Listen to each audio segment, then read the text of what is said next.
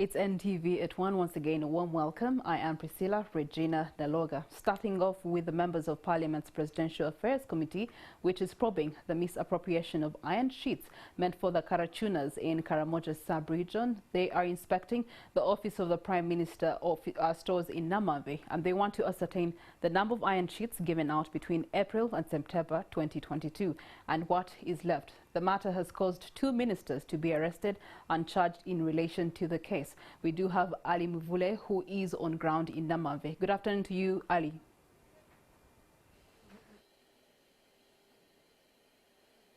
Mvule.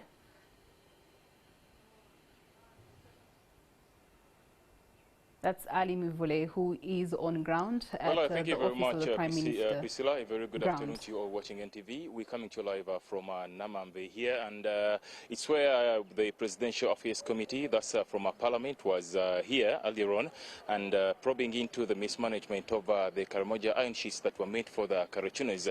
And now, just behind me, that's the second store, where we've just established that the OPM actually has a second store, and it was a surprise to some of the MPs who came along with their chairperson, that's Jessica Ababiku, because in the earlier statements they claimed that they were told that the OPM has only one store, but here it's the second one where we have hundreds of Karamoja iron sheets.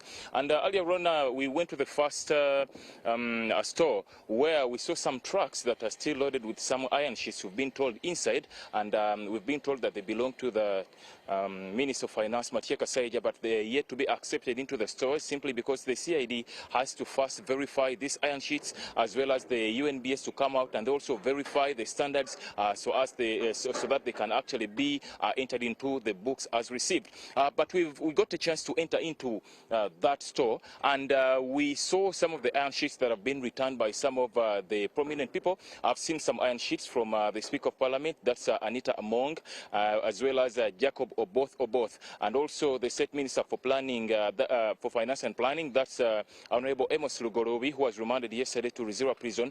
Those are some of the iron sheets that have already been recorded as received in this store. So we're yet to see which other people are going to be bringing in more iron sheets, and then they're going to be also recorded as received. But there were some questions from some of the MPs.